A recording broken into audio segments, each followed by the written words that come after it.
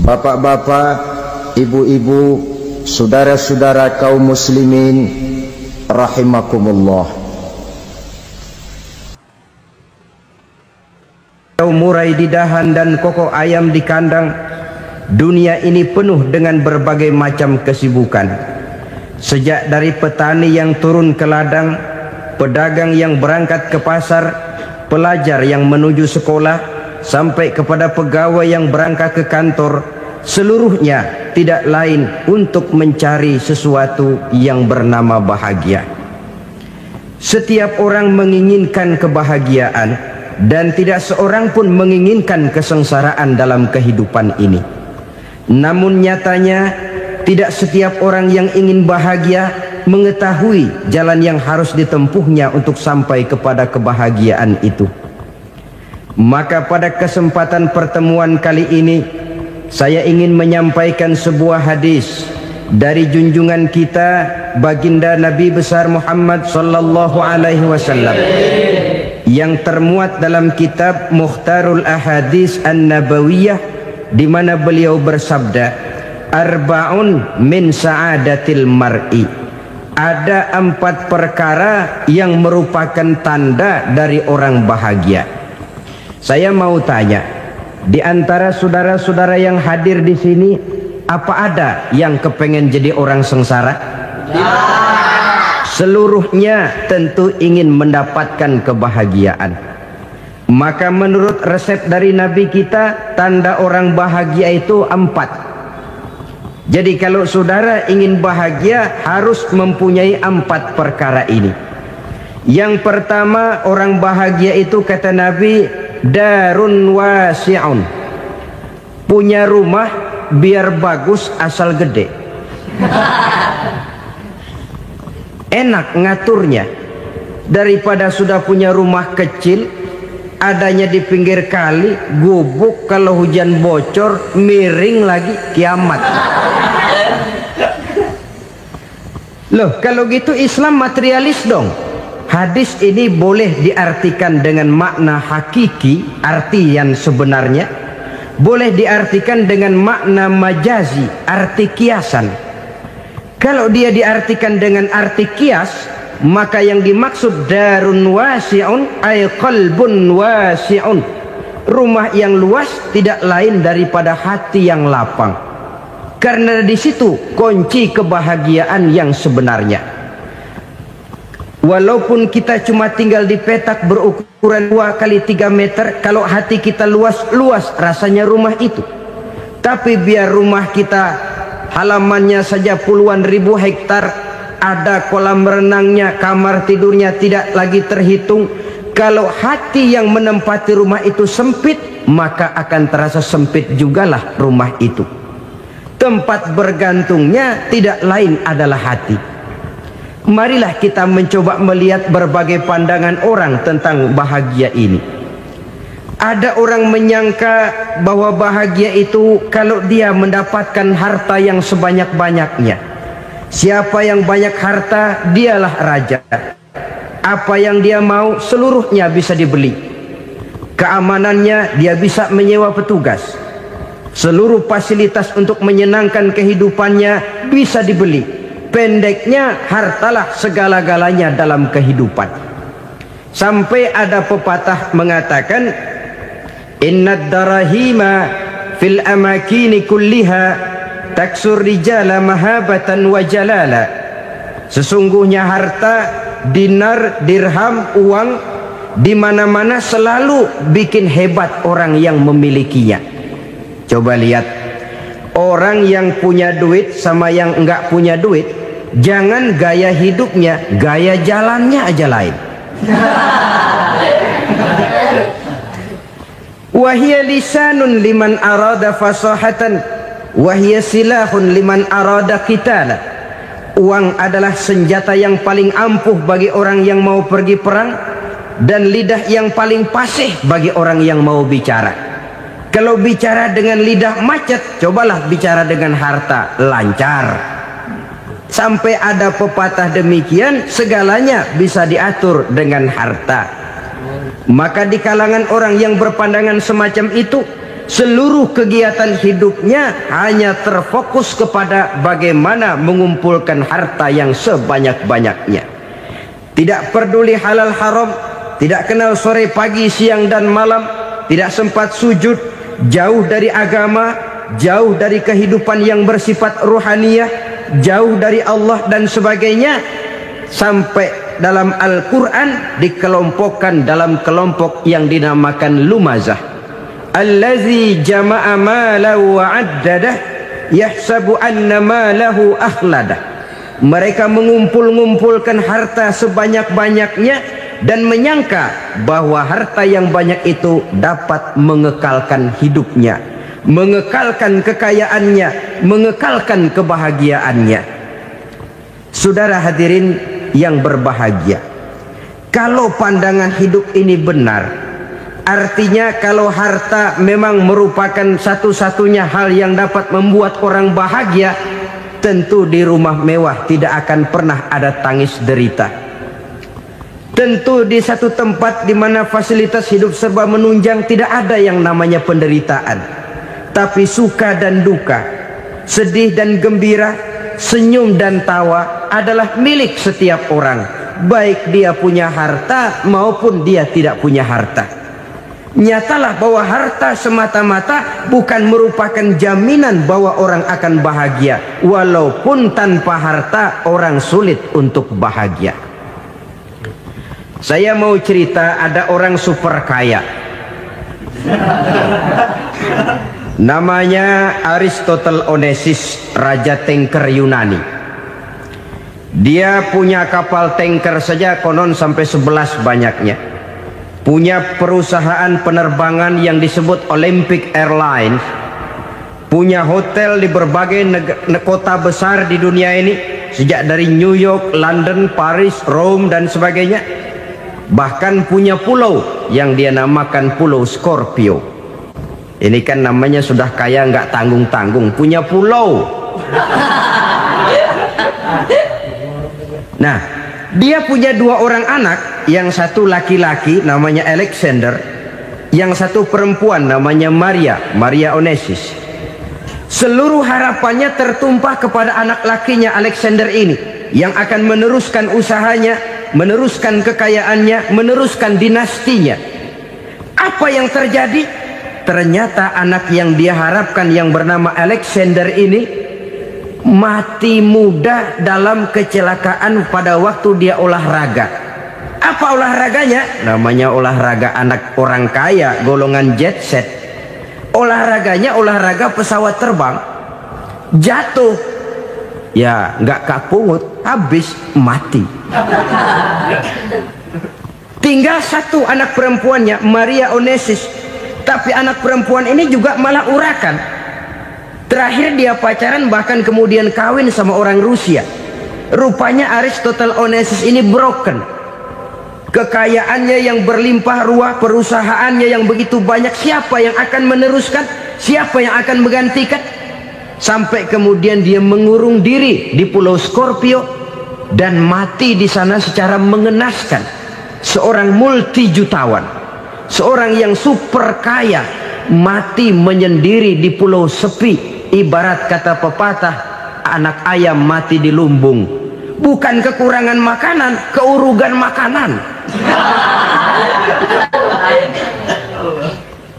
Begitu kehidupan Aristotle Onesimus. Dan banyak orang-orang yang sudah demikian kaya sampai dibingungkan oleh kekayaannya sendiri. Telusurilah kehidupan David Rockefeller misalnya, Henry Ford misalnya, Adnan Khashoggi misalnya. Multi jutawan yang kadang-kadang dibuat keder oleh kekayaannya sendiri. Pantas ketika Imam Ali ditawarkan orang, "Ya Ali, kalau kepadamu disuruh pilih ilmu atau harta, kau pilih mana?" Ya jelas pilih ilmu dong. Kenapa? Pertama, ilmu kalau kita berikan kepada orang lain tambah. Tapi harta kalau kita berikan kepada orang lain kurang. Saudara punya uang 10.000, dibagi orang 5.000, jelas uang saudara berkurang. Tapi saudara punya ilmu diberikan kepada orang lain bisa, saudara pun makin mantap. Tidak lantas jadi bodoh karena ngajarin orang. Saudara bisa Fatihah lalu mengajarkan orang Fatihah. Orang bisa, saudara pun makin hafal. Tidak lantas setelah diajarin orang ilmunya hilang. Begitu datang dia minta orang, tolong ajarin saya Fatihah, udah habis, nggak ada.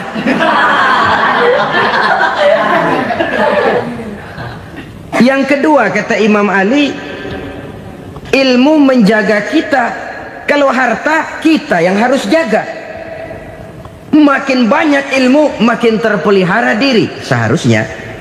Tetapi makin banyak harta, makin bingung kita jaganya. Sampai kadang-kadang kalau perlu seluruh keliling rumah dipasangi alarm.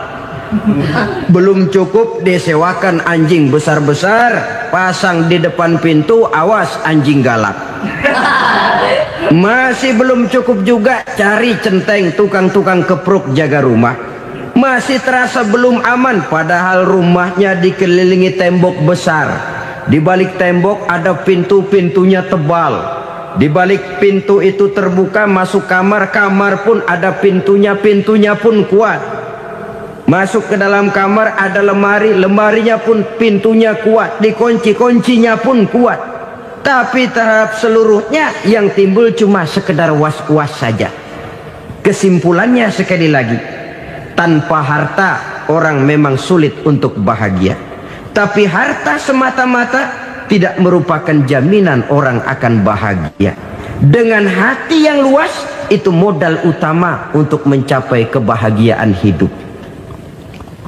Orang yang hatinya luas, saudara-saudara, punya hati yang lapang, melihat kenyataan hidup ini, dia bersyukur senantiasa kepada Allah.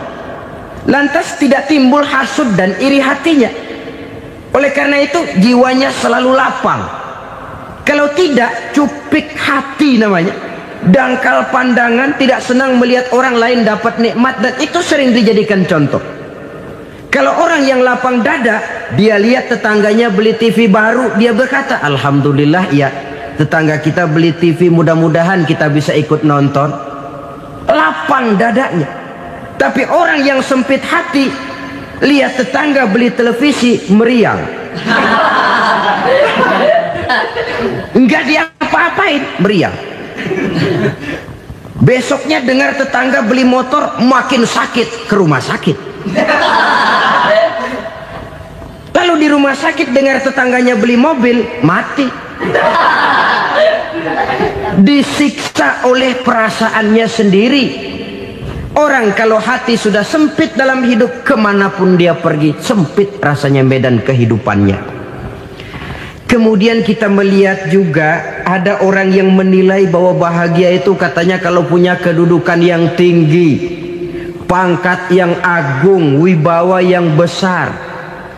Mungkin betul, tapi mungkin juga tidak. Bergantung kepada hati orang yang punya pangkat itu. Sama dengan harta tadi. Harta akan membawa bahagia kalau dia jatuh ke tangan orang yang berhati lapang. Tapi harta akan jadi bencana kalau jatuh ke tangan hati orang yang sempit. Pangkat akan membawa bahaya kalau jatuh di tangan hati orang yang sempit.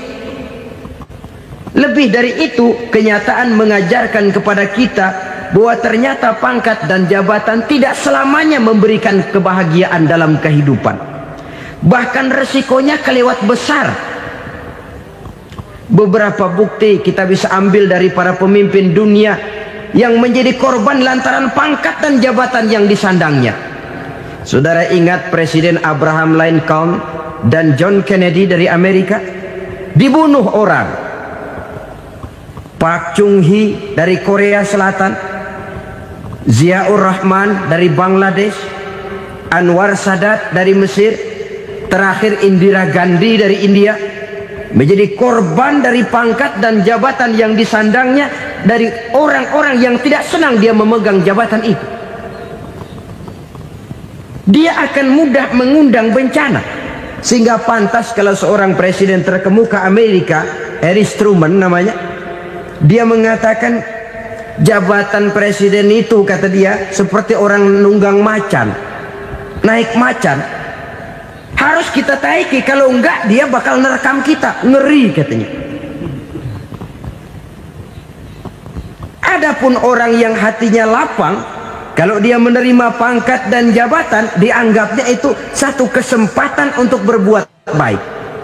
Tapi orang yang berhati sempit, menerima pangkat dan jabatan, bukan kadang-kadang menerima, malah berusaha setengah mati mencapai dengan segala cara. Kalau perlu jilat atas, jilat atas. Jadi golongan sumuhun dawu. Jadi kelompok kulon nuwun, yes sir, yang kerjanya cuma oke bos. Kalau perlu jilat atas, jilat atas. Kalau perlu injak yang bawah, injak yang bawah. Perlu sikut kiri kanan, sikut kiri kanan. Yang penting pangkat dapat, jabatan dapat. Orang yang semacam ini, kalau sudah mempunyai pangkat dan jabatan, biasanya dia tidak menganggap itu sebagai amanah, tidak menganggap sebagai kesempatan berbuat baik, tapi malah kesempatan untuk memperturutkan hawa nafsunya yang dilatar belakangi oleh kesempitan hatinya tadi. Apalagi kalau orang memperoleh pangkat karena banyak mengeluarkan uang, seakan-akan pangkat dan jabatan itu sekarang macam proyek pakai tender. Siapa yang berani bayar segini naik, nggak berani minggir.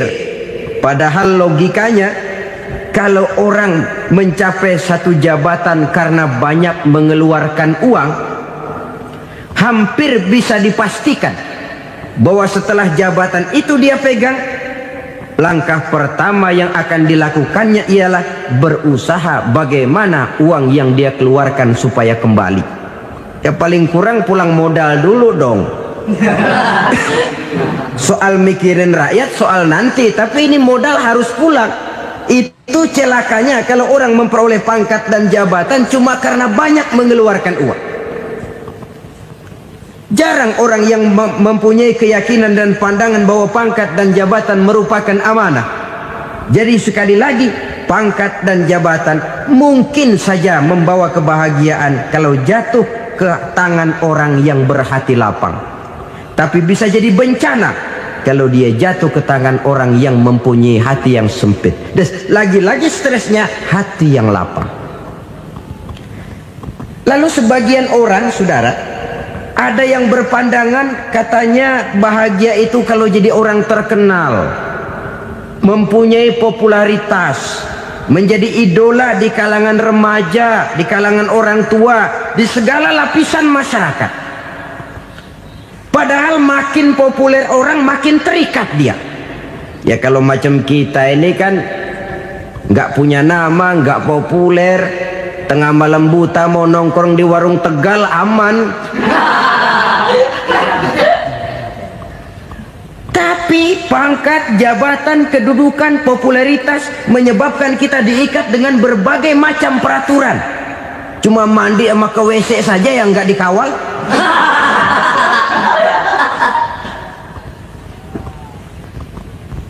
Benarkah popularitas, ketenaran membawa kebahagiaan? Mungkin.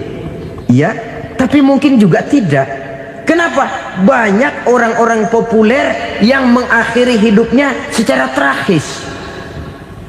Kita ambil beberapa nama.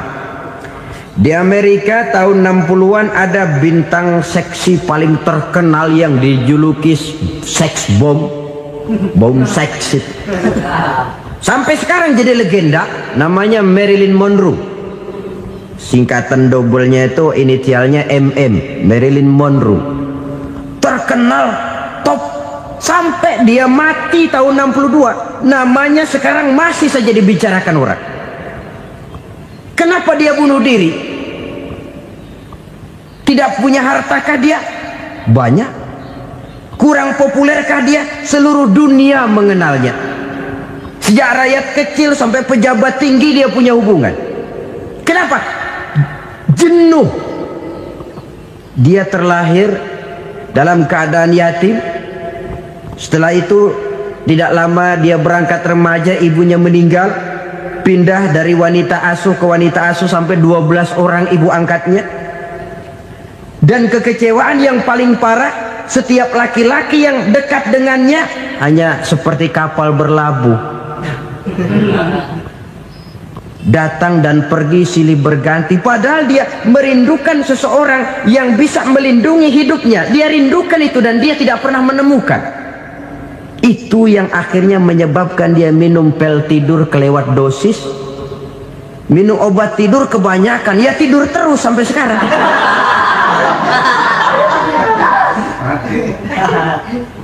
Dia mengakui, saya telah memiliki ketenaran, tapi saya tidak pernah hidup dalam ketenaran itu. Saya pandai main sandiwara, tapi saya ingin hidup dalam alam yang real sebagaimana umumnya orang. Itu yang dia rindukan. Menyusul jejak yang namanya Marilyn Monroe ini, Billie Holiday, saudara kenal tentu, di rumah sakit dirawat. Dia juga minum obat overdosis, mati lagi. Jimi Hendrix minum obat tidur overdosis kelewat batas, mati lagi. Lalu yang menghanyutkan diri di danau, Janis Joplin dan Brian Jones. Ini orang-orang populer, orang-orang terkemuka yang mengakhiri hidup secara tragis, bukan karena tidak terkenal, mungkin karena sudah saking terkenalnya. Contoh paling belakangan, Bruce Lee. Wah, ini tukang-tukang kepruk tentu kenal siapa dia. Sampai sekarang pun tabir kematiannya masih merupakan misteri.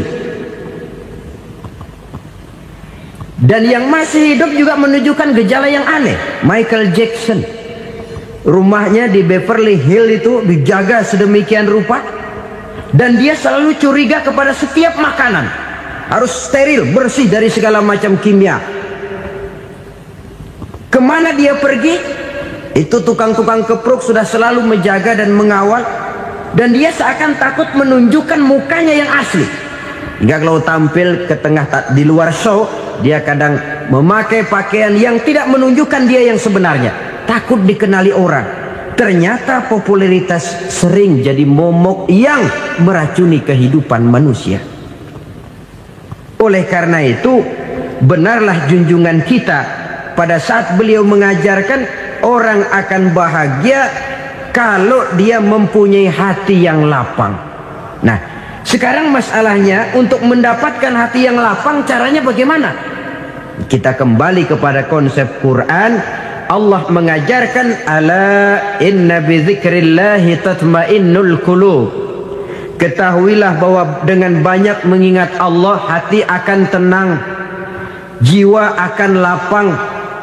Dengan kata lain, dekat dengan agama, merasakan kehadiran Allah dekat dalam hidup, itu muara pertama untuk mencapai hati yang lapang. Ala inna bizikrillahi tatmainnul qulub. Jangan macam orang sekarang ingin mendapatkan ketenangan lalu tapak di puncak gunung, di gua-gua, di tempat sepi. Iyalah kalau nggak ada ular. Kalau tergigit ular berbisa, ketenangan belum, mati jelas itu. Islam positif untuk mendapatkan ketenangan. Ala inna bizikrillahi tatmainnul qulubi. Bahwa ketahuilah bahwa dengan banyak mengingat Allah, hati akan tenang, jiwa akan lapang, nuansa pikiran akan luas. Karena yang namanya bahagia ada dimanapun manusia berada. Di kampung ada bahagia, di kota ada bahagia, di ngarai, di lembah, di gunung, di hutan, di lautan, di angkasa luar, dimanapun bahagia itu ada kalau kita bermodalkan hati yang lapang ini. Dan hati akan lapang kalau kita dekat dengan agama. Dekat dengan harta buat sementara hati mungkin tenang, tapi ketenangan yang relatif dan temporer. Apalagi orang tiap kali tambah harta, tiap kali tambah rencana, itu wajar. Mungkin sebelumnya saudara berpikir, ah kalau punya duit 5.000 enak nih. Begitu punya duit 5.000, aduh sayang kalau 10.000 aja. Tiap kali tambah harta, tiap kali lain rencana. Makin banyak rencana, makin menjauhkan kita dari yang namanya ketenangan. Padahal ketenangan merupakan unsur utama untuk mencapai bahagia. Dan ketenangan itu bermuara dalam hati manusia. Tengoklah kehidupan ini. Orang yang banyak harta dengan orang miskin, berbedakah rasa sakit yang mereka tanggungkan? Rasanya tidak. Walaupun si kaya tidur di kasur empuk berselimutkan sutra mahal, sementara si miskin meringkuk di balai bambu yang keras dan kasar. Apabila maut datang, dia juga tidak pernah pilih bulu. Maut datang menjemput si kaya di singgasana keemasannya, dikelilingi oleh para pengasuh, dayang dan inang serta para pengawal. Dan maut pun datang menjemput si miskin papa, sehingga ia tergelepar di tepian jalan. Kedua-duanya bernama mati. Kalau nyata bahwa sakit yang ditanggung si kaya tidak beda dengan sakit yang ditanggung si miskin, bukan harta semata yang membuat orang bahagia. Hati yang tenang, jiwa yang lapang penuh kedamaian karena banyak berzikir dan mengingat Allah, itu merupakan modal utama untuk mencapai sesuatu yang bernama bahagia.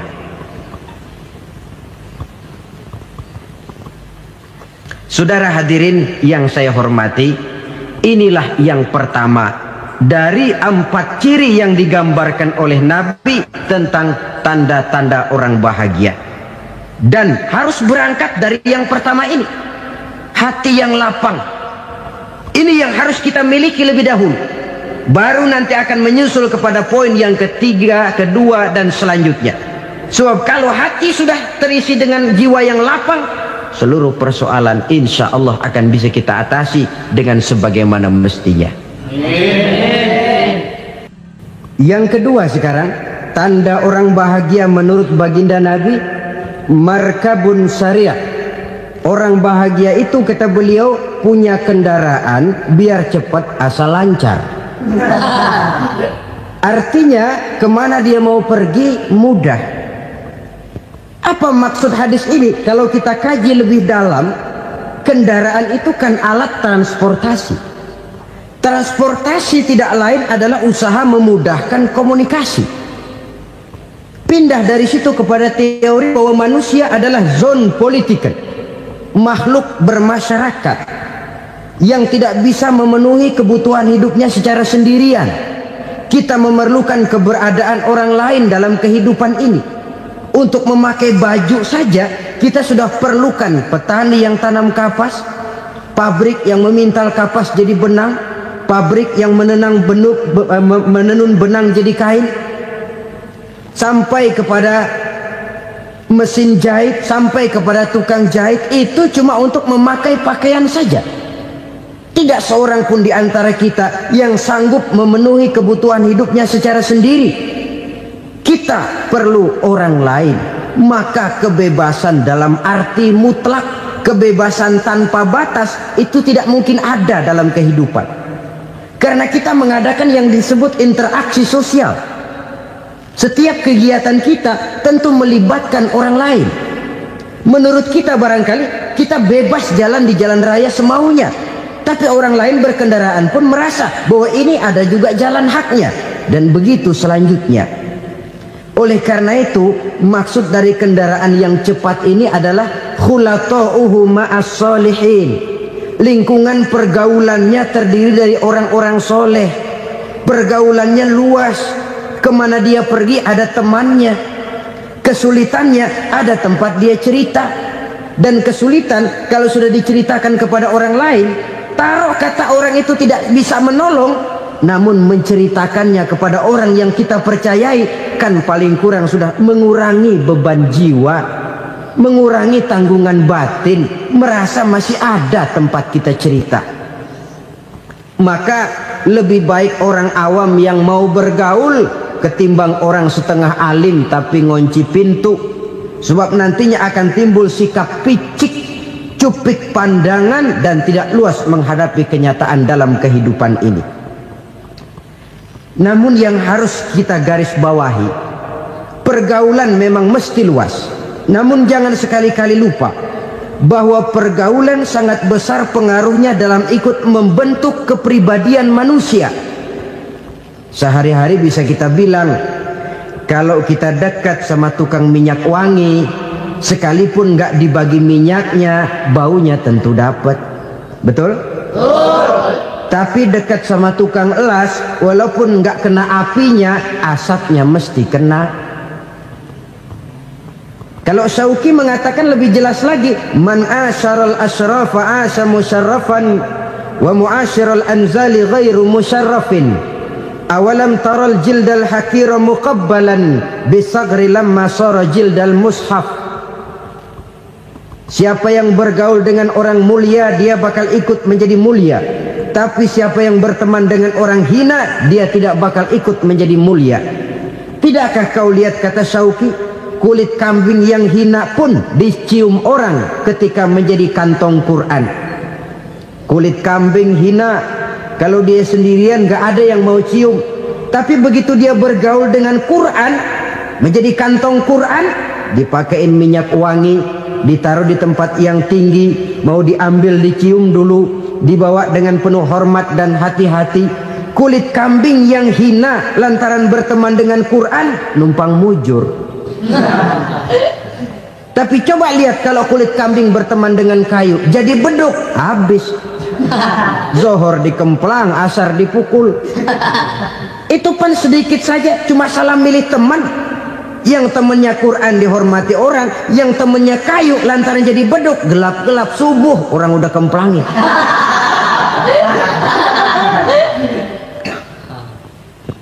Maka terutama kepada adik-adik remaja yang masih mencari identitas diri, yang ibarat kaset masih kaset kosong, mudah diisi oleh apapun, pandai-pandailah memilih teman dalam bergaul. Karena banyak orang yang tadinya baik-baik, ketika terseret dalam pergaulan dengan orang yang tidak baik, kebaikannya menjadi lentur dan luntur. Tapi berapa banyak bajingan-bajingan tengik, orang-orang yang berlumur noda dan dosa, tiap hari melakukan maksiat, namun bergaul dengan orang yang baik-baik, pada akhirnya sedikit demi sedikit beringsut dan berangsur dia terbiasa mengikuti kebaikan-kebaikan. Saya tekankan ini kepada remaja karena mereka masih mencari identitas diri. Apa yang mereka lihat mereka mau, apa yang mereka dengar mereka ingin tahu. Coba lihat kehidupan remaja. Pulang nonton film Rambo, pengen jadi Rambo, gagah, maunya belekai melulu. Pulang nonton film Superman, pengen bisa terbang. Pulang nonton India, nyanyi melulu. Wajar, mereka masih mencari identitas diri. Saya ini sebenarnya siapa? Lingkungan, pergaulan akan membentuk itu. Karena itu pandai-pandailah bergaul, karena ia sangat besar pengaruhnya dalam ikut membentuk kepribadian manusia.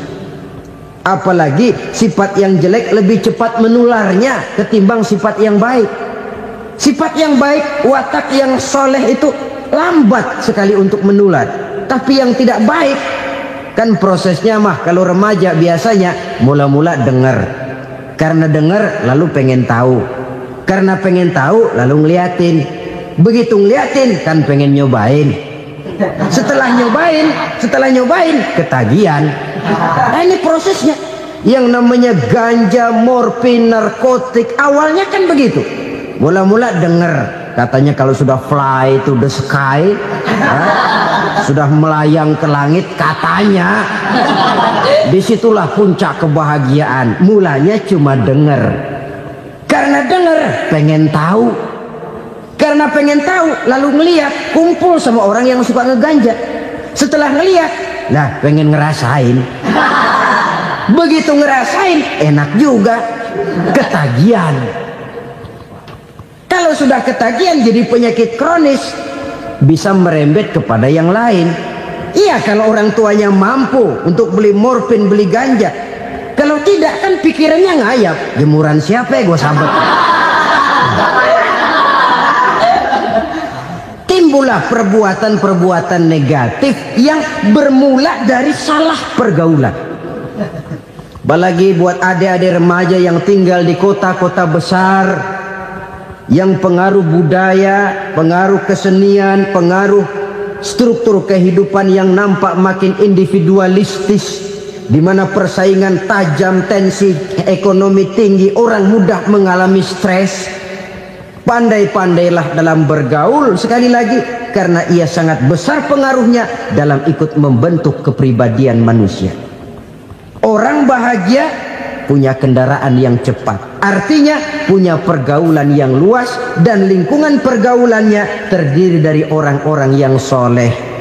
Kemana dia pergi ada teman, kesulitannya ada tempat dia cerita. Tapi kalau sudah menyendiri, hidup sendiri, kesulitan dipikiri sendiri, bisa mati belum waktunya.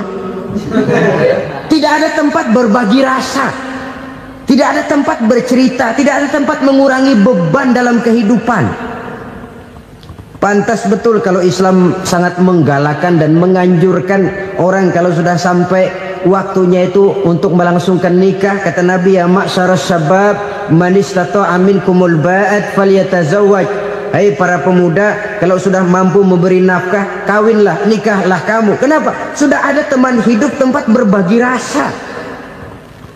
Kesulitan kalau ada tempat cerita akan lebih ringan ketimbang kita telan sendiri, walaupun bobot kesulitannya sama beratnya. Saudara-saudara kaum muslimin rahimakumullah, inilah ciri yang kedua, punya kendaraan biar cepat asal lancar.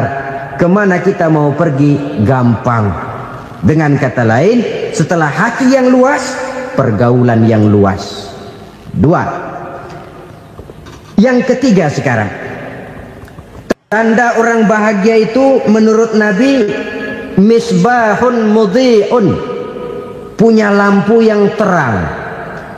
Oh, itu enggak problem. Sekarang sudah zamannya listrik masuk desa, Pak. Lampu sudah terang semua. Betul, kalau itu yang dimaksud. Tapi tidak cuma itu. Karena lampu yang dimaksud di sini, lampu yang akan menerangi seluruh perjalanan hidup.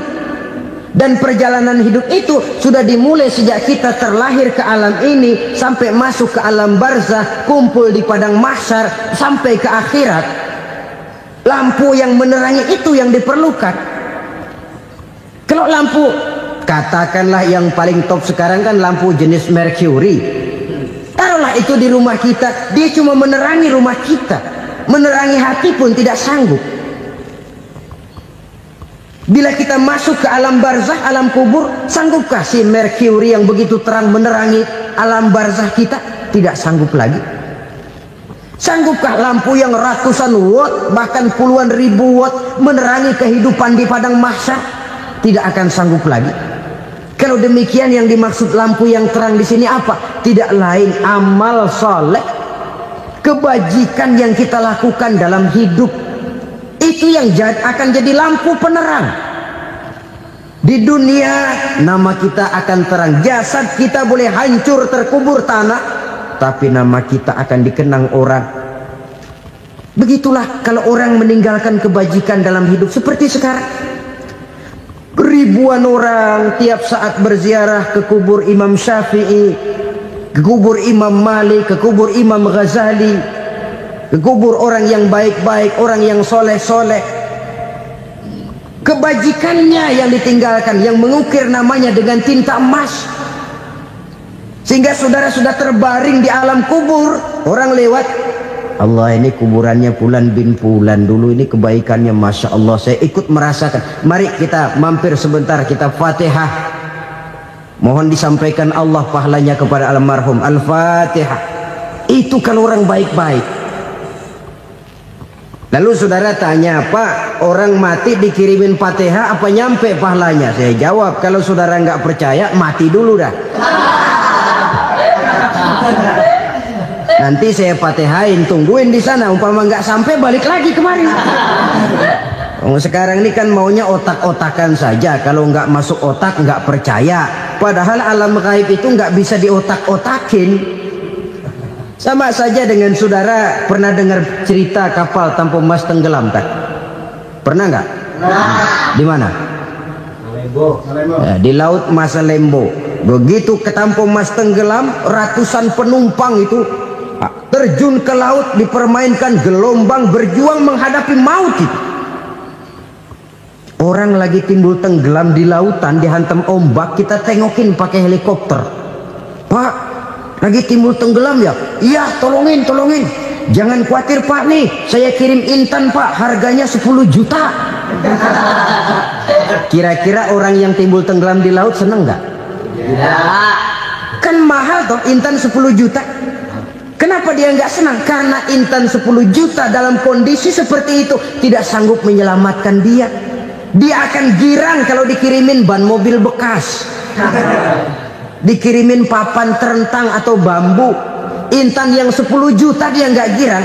Ban mobil bekas yang 1000 perak, tuh pegang, itu yang dia girang betul. Inilah sebabnya Nabi berkata, mal mayyitu fi qabrihi illa kal ghariqil mutaghawwis. Orang yang meninggal di alam kuburnya seperti orang timbul tenggelam di lautan. Yantaziru da'watan min ahli, menunggu doa dari keluarganya yang masih hidup. Duh, bapak saya sudah meninggal, saya sayang benar sama dia. Kirimin kulkas ke kuburannya Itu sama saja dengan tadi orang tenggelam di lautan dikirimi intan yang harganya 10 juta, ndak sampai. Begitulah kalau kebajikan yang kita tinggalkan dalam hidup, sudah mati pun kubur kita masih diziarahi orang. Tapi kalau jahat yang kita tinggalkan, boro-boro lah orang mau doa lewat dekat kuburan kita juga serem. Tuh bajingan no, dulu mati dipendem di situ tuh. Jangan lewat situ, ntar kesurupan, jangan. Lewat saja orang ngeri. Konon lagi membacakan Fatihah dan mengirimkan doa. Hidup pada hakikatnya adalah kesempatan untuk berbuat baik. Maka sekali kesempatan itu diberikan, manfaatkan dengan sebaiknya. Sebab kesempatan kedua tidak akan pernah ada. Kesempatan berbuat baik di sini, di akhirat sudah pembalasan namanya. Sekali kesempatan itu dicabut, dia tidak akan pernah dikembalikan lagi. Kata Iqbal, hidup tidak mundur ke belakang, Bung. Berhenti diinjak orang, mundur hancur. Tidak ada kata mundur dalam hidup ini. Berhenti diinjak orang, mundur kecebur. Tidak ada kata lain, harus maju dalam kehidupan dalam artian yang positif. Hidup adalah kesempatan untuk mengumpulkan kebajikan yang sebanyak-banyaknya. Di situ nilai daripada manusia. Sekarang ini memang nggak kelihatan kok, orang yang banyak pahala sama yang banyak dosa nggak kelihatan kok. Barangkali kalau habis bikin dosa palanya pada benjol, mungkin orang takut sama dosa. Tapi sekarang sama saja, orang yang banyak dosa dengan yang nggak banyak dosa jalan bareng dari belakang, sama, nggak kelihatan beda. Tapi ada waktunya di mana pahala memegang peranan, di mana dosa diperlihatkan. Sama saja kalau kita bawa mobil siang, lampu kan nggak begitu berfungsi. Apa lalu bilang, alah ini lampu berat-beratin, copot-copotin aja dah. Tidak perlu begitu. Kenapa? Pada suatu saat malam senja akan datang. Bila matahari terbenam, senja pun datang, gelap mulai merayap, disitulah baru terasa perlunya lampu. Pahala begitu. Sekarang orang yang nggak ada pahalanya nggak kelihatan dalam kehidupan. Tapi pada suatu saat senja kehidupan akan datang. Ajal merenggut nyawa, malam merayap, dan hidup mulai diliputi kegelapan di alam barzakh. Dikala itu kalau nggak punya lampu, alangkah malangnya kita. Sebab amal yang baik, kata Nabi, di alam barzakh itu akan diciptakan menjadi perempuan yang cantik menemani kita. Amal yang jahat akan menjadi orang yang paling jelek nemenin kita. Sudah di tempat gelap yang nemenin jelek.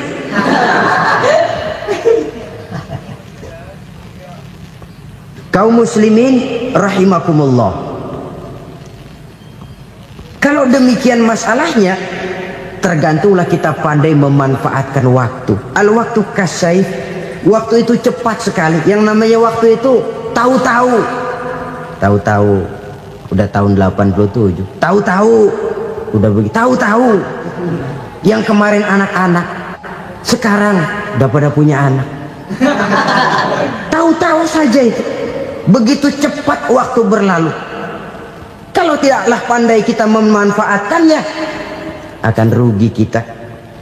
Nabi bersabda, "Man kana yaumuhu khairun min amsihi fahuwa rabih." Barang siapa yang hari ini lebih baik daripada hari kemarin, itu orang untung. Hari ini lebih baik daripada kemarin. Bulan ini lebih baik dari bulan kemarin. Tahun ini lebih baik dari tahun kemarin. Itu orang yang beruntung. Tahun kemarin sembayangnya maghrib doang, sekarang udah tambah isya. Tahun kemarin cuman Idul Fitri aja ngancem bener, sekarang udah tambah Jumat, lalu tambah lagi maghrib, tambah lagi isya, dan selanjutnya. Hari ini lebih baik daripada kemarin, itu orang yang beruntung. Wa man kana yaumuhu mislu amsihi fahuwa khasir.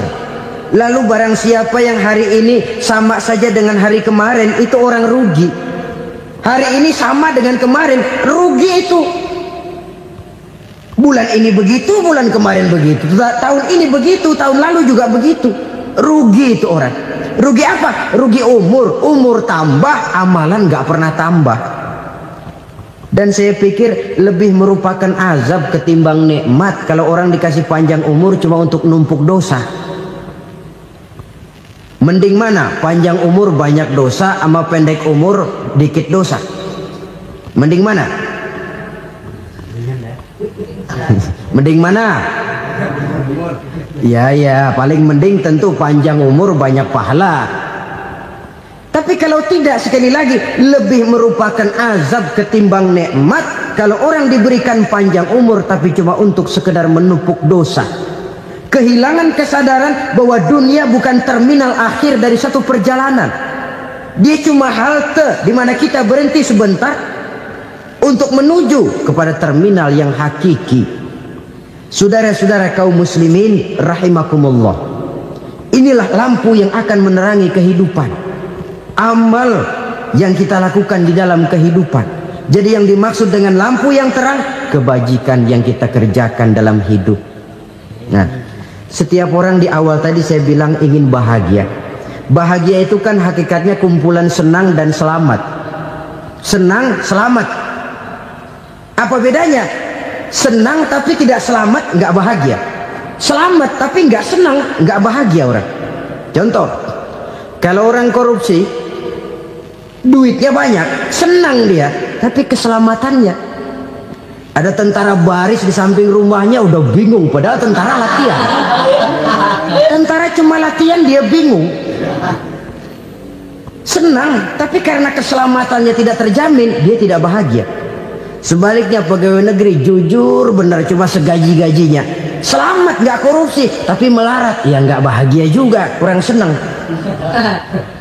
Kesenangan dan keselamatan untuk dunia saja, ya sekali lagi, kalau cuma sekedar untuk dunia saja, bisa dibeli pakai uang. Bisa dibeli pakai uang. Saudara ingin selamat, bisa dibeli pakai uang. Saudara ingin senang, bisa dibeli dengan uang.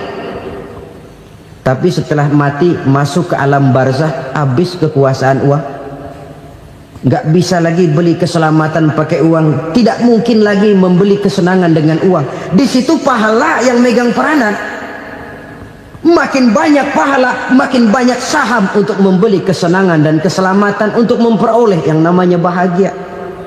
Dan jangan lupa loh, di alam barzah kita nggak sebentar, menunggu datangnya kiamat. Loh iya, kalau kita begitu dikuburin terus kiamat datang, untung. Tapi kalau masih harus 1000, 2000, puluhan ribu tahun yang akan datang, dalam satu penantian yang begitu lama, tanpa saham untuk memperoleh kebahagiaan, satu kemalangan yang tidak ada pernah putus-putusnya.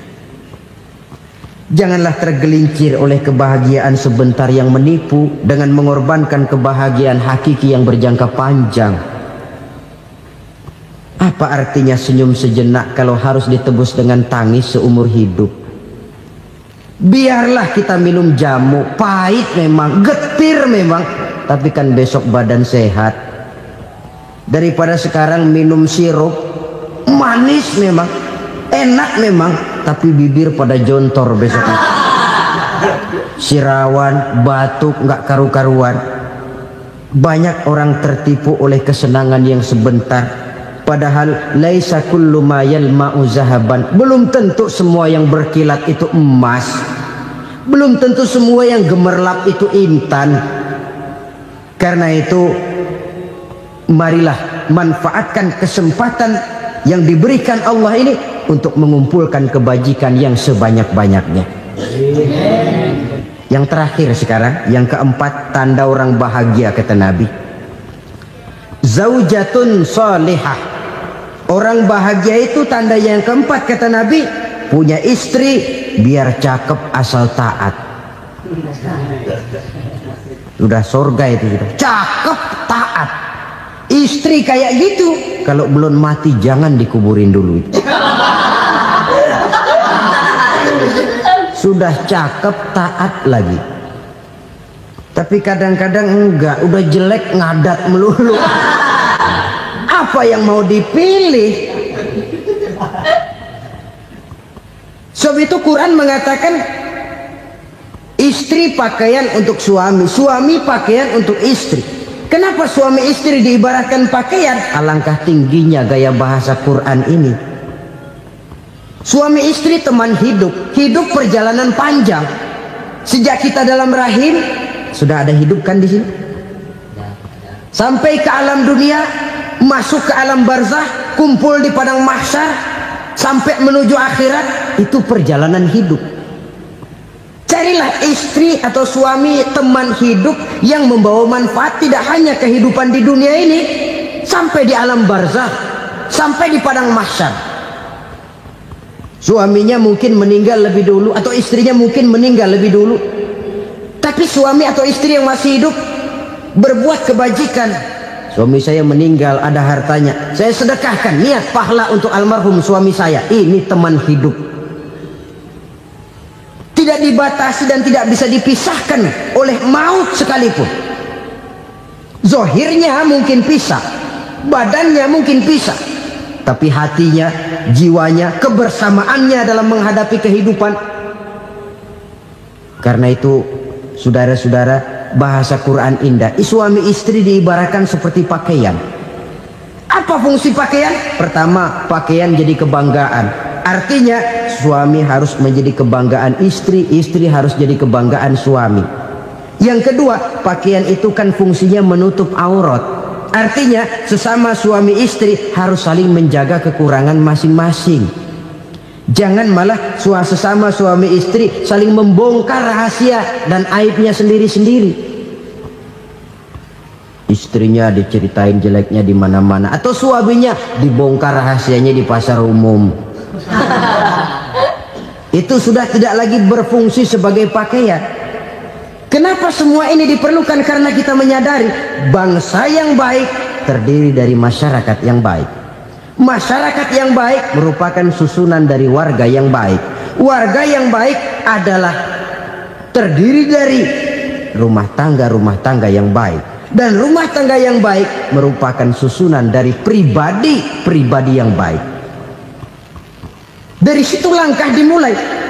Membangun satu bangsa yang baik diawali dengan membangun rumah tangga yang baik, dengan menciptakan pribadi-pribadi yang baik. Sehingga dari sini diharapkan berkembanglah nilai-nilai kebaikan. Orang akan bahagia mempunyai istri yang soleh. Kenapa? Tidak ada seorang suami bisa sukses jadi apapun dia, apapun profesinya. Dokterkah, kiaikah, mubalikah, petanikah, pengusahakah, pejabat tinggikah, tidak ada seorang suami yang bisa sukses tanpa peran serta istrinya. Walaupun memang peranan itu tidak begitu kelihatan, tapi sangat menentukan.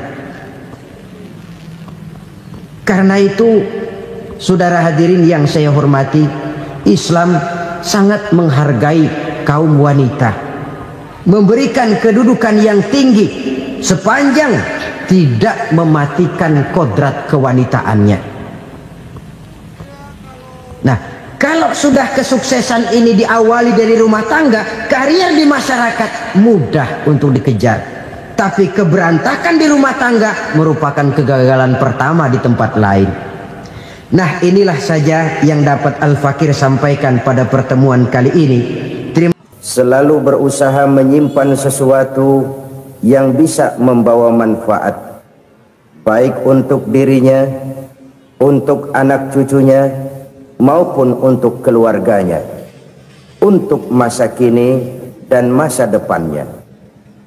Kadang simpanan itu berbentuk uang, kadang berupa tanah, lain saat berbentuk pabrik, dan lain sebagainya. Sementara masa depan yang paling pasti adalah akhirat. Jika untuk masa depan dunia kita rela memeras keringat, membanting tulang, pergi pagi dan pulang petang, menyimpan uang, menyimpan tanah, menyimpan pabrik, pernahkah kita merenung jika satu saat kiamat datang, kita dibangkitkan dari kubur masing-masing, berdiri di padang mahsyar untuk mempertanggungjawabkan seluruh kegiatan hidup kita di dunia ini, lalu kita akan menuju ke alam akhirat. Sudahkah kita mempunyai simpanan untuk akhirat kita? Pada pertemuan kali ini saya ingin menyampaikan sebuah hadis di mana Rasulullah sallallahu alaihi wasallam bersabda, arba'un min kanzil jannah. Simpanan sorga ada 4 macam. Yang pertama, ikhfa'us sadaqah, menyembunyikan sedekah. Saudara-saudara kaum muslimin, sebagaimana yang kita maklum bahwa Allah Subhanahu wa taala melebihkan sebagian rezeki dari kita terhadap yang lain. Ada yang kaya, ada yang setengah kaya, ada yang miskin, ada yang setengah miskin, dan selanjutnya. Ada yang gajinya kecil tapi penghasilannya gede. Ada yang penghasilannya gede tapi nggak punya gaji. Ada juga yang memang gajinya gede dan penghasilannya gede. Kelebihan rezeki merupakan sunnatullah dan tidak harus membuat kita merasa lebih dari yang lain. Bahkan sebaliknya, kelebihan itu harus membuat kita ringan tangan untuk menolong mereka yang memang memerlukan pertolongan. Kalau saudara diberikan ilmu, maka pertanyaan akhirat cuma satu: ilmumu kau amalkan untuk apa? Kalau saudara diberikan umur yang panjang, pengadilan akhirat juga bertanya satu: umurmu kau habiskan di mana? Tapi kalau saudara diberikan harta, pengadilan akhirat akan bertanya dua: hartamu kau dapat dari mana? Kau belanjakan kemana? Dari mananya ditanya, dan kemananya juga ditanya. Oleh karena kita akan dimintakan pertanggungan jawab, maka amanah yang bernama harta ini harus kita gunakan dengan sebaik-baiknya. Ada penggunaan yang merupakan kewajiban, itu zakat namanya. Ada penggunaan yang sewaktu-waktu, itu infak namanya. Ada yang lebih sewaktu-waktu lagi, dan itu sedekah namanya. Zakat dia terikat oleh haul dan nisab, oleh putaran batas waktu dan ukuran dari harta itu sendiri. Sedangkan infak terikat oleh situasi dan kondisi perekonomian seseorang. Sedangkan sedekah tidak terikat dengan apapun. Dalam kondisi seperti apapun kita bisa melakukan sedekah dengan yang terkecil sekalipun. Sampai-sampai Rasulullah sallallahu alaihi wasallam mengajarkan, la tahqiranna minal ma'rufi syai'an walau an talqa akhaka biwajhin talik. Atau ada hadis, tabassumuka fi wajhi akhika laka shadaqah. Senyumanmu kepada temanmu adalah sedekah. Jadi untuk melakukan sedekah tidak harus dalam berbentuk uang. Dengan ilmu kita bisa sedekah, dengan tenaga kita bisa bersedekah, dengan pikiran kita bisa bersedekah, bahkan senyum kepada teman itu pun sedekah. Jadi kalau sedekah dengan uang memang belum punya uang, nyengir aja banyakin. Itu asal pada tempatnya, jangan lalu ketemu tiang listrik cengengesan. Tentu tidak pada tempatnya dan tidak wajar. Nah, Sodakoh yang paling dicintai Allah adalah sodakoh yang disembunyikan. Artinya jauh dari sifat riya. Kan kadang-kadang ada orang sedekah itu disebutkan namanya. Apa tidak bagus? Kalau memang niatnya ikhlas, ya bagus-bagus saja. Untuk memberikan sugesti kepada yang lain. Si Fulan bin Fulan nyumbang sekian, diumumkan. Boleh kalau niatnya untuk memberikan rangsangan kepada yang lain supaya dia menyumbang lebih besar dari orang tadi. Tapi kalau itu mendatangkan riya, maka sodakoh yang paling dicintai Allah adalah sodakoh yang disembunyikan. Tangan kiri saja tidak tahu apa yang diberikan oleh tangan kanan. Sodakoh yang dilakukan dengan ikhlas akan merupakan perbendaharaan surga, tersembunyi dari pandangan orang lain, tidak seorang pun tahu. Karena memang sikap yang baik adalah melupakan kebaikan dan mengingat kesalahan. Itu salah satu ciri orang bahagia. Orang yang selalu mengingat kesalahannya dan berusaha melupakan segala kebaikannya. Kalau dia akan berada kebaikan, dia tidak bisa ikut, dia merasa rugi karena dia merasa belum pernah berbuat baik. Tapi kalau akan melakukan kesalahan baru, dia ingat kesalahan yang sudah-sudah, sehingga terhalang baginya untuk melakukan satu kesalahan baru. Demikianlah saudara-saudara, bahwa Allah melebihkan rizki sebagian kita dari yang lain, agar terjadi tolong menolong dalam kehidupan ini. Jadi kesenjangan yang nature, kesenjangan yang alami, itu sunnatullah. Ada yang kaya, ada yang miskin, ada yang kelas menengah. Nah, kenapa lalu sekarang kita berusaha mengentaskan kemiskinan? Oleh karena adanya kesenjangan struktural. Kalau yang kaya bisa semakin kaya, kenapa yang miskin tidak bisa naik jadi ikut sedikit kaya? Sebab pada dasarnya Islam adalah agama yang sejak turunnya sudah berupaya memerangi kemiskinan. Bahkan dikatakan kemiskinan itu mendekatkan kepada kekufuran. Orang kalau miskin udah dekat banget sama kafir. Gampang menjadi kafir. Berapa banyak saudara-saudara kita yang oleh karena soal perut, oleh karena soal materi, terpaksa meninggalkan dan menanggalkan akidahnya, menjual petunjuk yang diberikan Allah dengan kesenangan dunia yang cuma sebentar ini. Na'udzubillah thumma na'udzubillah. Jadi makin kita sembunyikan satu sedekah, semakin banyak perbendaharaan kita di surga. Sedekah yang paling dicintai Allah adalah sedekah yang disembunyikan. Malahan ada seorang sufi, dia punya kebiasaan kalau pergi sholat Jumat dia bawa uang, itu uang dia taruh di bawah tikar masjid. Dia niat sedekah kepada siapa saja yang nemuin itu duit. Maksudnya apa? Supaya yang nemuin nggak tahu siapa yang punya duit. Demikian dia saking ingin menyembunyikan sedekahnya. Karena sifat riya itu bisa memakan amal kita sendiri. Riya itu termasuk menyebut-nyebut kebaikan kita. Orang yang suka nepuk dada, sedikit-sedikit ngitungnya kalau nggak gua. Tuh kalau nggak gua tuh yang belas itu kalau nggak gua, iya kalau nggak lu kenapa emang? Orang yang suka menepuk jasad, tuh biasanya memang begitu saudara-saudara. Kalau perang lagi berkecamuk, orang nggak sempat ngaku jadi pahlawan. Tapi begitu perang selesai, yang kagak kenal bedil ngaku pahlawan, mas.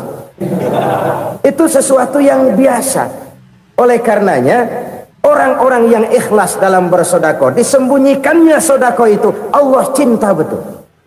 Malahan ada hadis memberikan jaminan, inna shadaqatal mar'il muslimi tazidu fil umri wa tadfa'u mitatas su'i. Sesungguhnya sedekahnya seorang mukmin tazidu fil umri, bisa menambah umur panjang, wa tadfa'u mitatas su'i, dan menyelamatkan manusia dari mati secara su'ul khatimah. Jadi siapa yang kepengen panjang umur, banyaklah sedekah. Yang bosan hidup, pelit terus.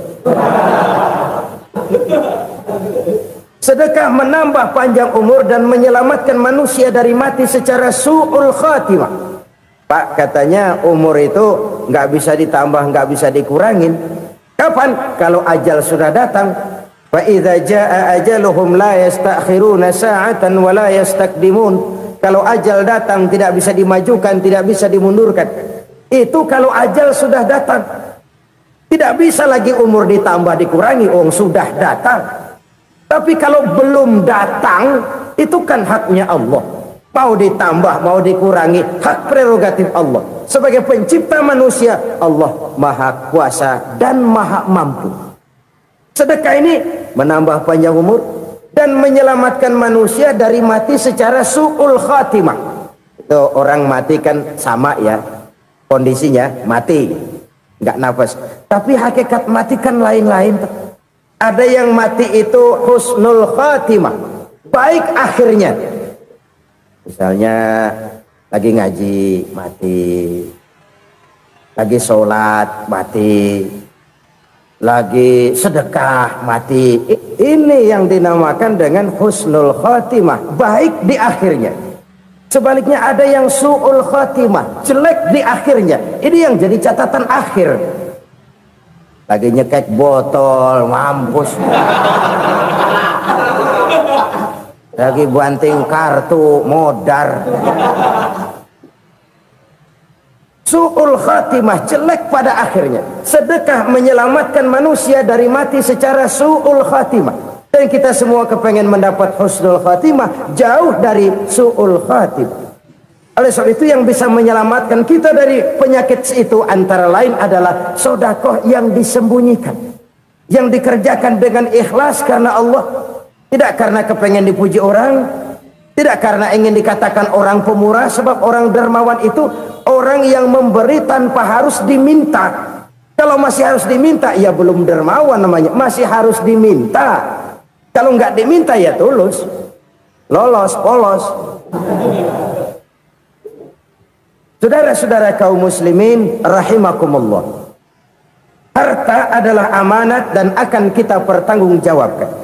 Allah melebihkan rizki sebagian kita dari yang lain agar kita saling tolong menolong, bantu membantu.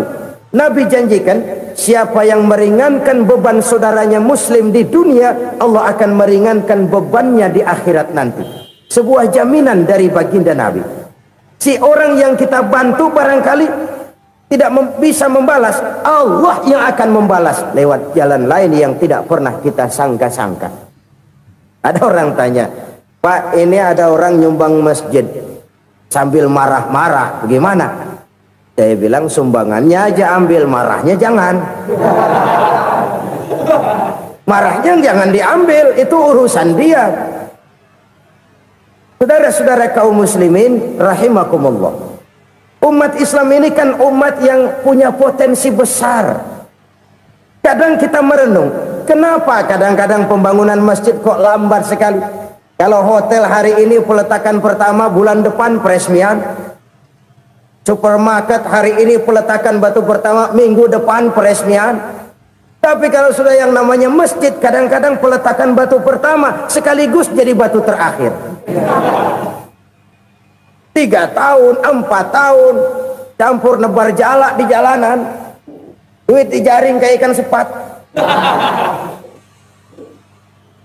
Apa tidak ada orang Islam yang kaya? Banyak. Apa tidak ada pengusaha muslim yang jadi konglomerat? Ada. Lalu yang belum banyak itu yang komit terhadap nilai-nilai agamanya. Akhirnya kita jatuh jadi umat yang lemah. Belum ada pengusaha konglomerat muslim buka pabrik supermi cap beduk misalnya umpamanya atau pabrik kecap cap sorban supaya identitas keislamannya sedikit kelihatan. Kita jatuh jadi umat yang lemah karena potensi tidak terinventarisir dengan baik. Kita ini ibarat kompor yang cuma matengin nasi orang lain. Potensi kita dimanfaatkan oleh orang lain. Ukhuwah Islamiyah kita baru terbatas kepada silaturahmi. Ukhuwah di bidang ekonomi kita lemah, ukhuwah di bidang kebudayaan kita lemah, apalagi ukhuwah di bidang politik kita lebih rapuh lagi. Padahal ukhuwah itu adalah totalitas kehidupan manusia, menyangkut ipolek sosbud, memerlukan nilai-nilai ukhuwah. Jadi oleh karena itu mari kita menyadari di dalam harta kita Walaupun kita yang cari, pergi pagi, pulang sore, peras keringat, banting tulang, di sana ada harta anak yatim. Di sana ada hak masjid. Di sana ada hak pesantren. Di sana ada hak jihad. Berbahagialah seseorang apabila dia oleh Allah dijadikan keran. Keran itu menyimpan air, tapi tidak untuk dirinya, tapi disalurkannya kepada mereka yang memang memerlukannya. Saudara-saudara kaum muslimin rahimakumullah, ini yang pertama. Jadi perbendaharaan surga adalah menyembunyikan sedekah. Orang lain nggak tahu, kita pun nggak pernah ngitung-ngitung. Kita anggap lewat begitu saja, padahal itu deposit akhirat. Satu. Yang kedua, perbendaharaan surga itu apa? Wa kitmanul musibah, menyembunyikan kesulitan. Kadang orang takut menghadapi kesulitan, tapi makin kita merenung, hidup ini kan sebenarnya urusan. Takut sama urusan, ya jangan hidup. Tandanya orang hidup itu kalau punya urusan. Urusan melupakan problem. Problem sering menimbulkan kesulitan.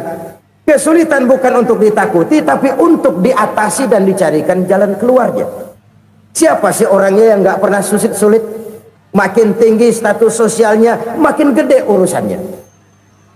Makin tinggi kualitas imannya, makin berat tingkat kesulitannya. Cuma memang yang namanya enak itu seperti pelangi. Biang lala itu nggak pernah di atas kepala kita, di atas kepala orang melulu. Lo sih enak lo, kata kita. Dia juga bilang yang enak kan lo. Pelangi itu nggak pernah di atas kepala kita. Kata tukang beca, aduh enak ya naik Mercy. Kata tukang beca, apa yang di dalam mobil Mercy? Aduh enak bener tukang beca, di jok ngeringkuk ngorok pulas bener. Saya kamar pakai AC sejuk, tempat tidur sutra empuk, alga spring bed, kulak kulik nggak bisa pulas kalau belum minum Valium, belum tidur. Enak bener tukang beca, di jok ngorok nggak tahu wetan kulon. Si tukang becak bilang yang di Mercy enak, yang di Mercy bilang tukang becak enak. Inilah enak, nggak pernah di atas kepala kita, di atas kepala orang lain melulu enak itu. Nah, saudara-saudara, yang merupakan perbendaharaan surga itu orang yang bisa menyembunyikan kesulitan, baik pribadi ataupun rumah tangga. Nih terutama rumah tangga yang jadi soalnya. Kadang-kadang kita ini kalau senang, sebaliknya, kalau senang kita diam, kalem aja, cuek. Banyak banget duit kita, bawaan diam aja udah. Malah ketemu orang takut. Tapi begitu susah, sekampung tahu.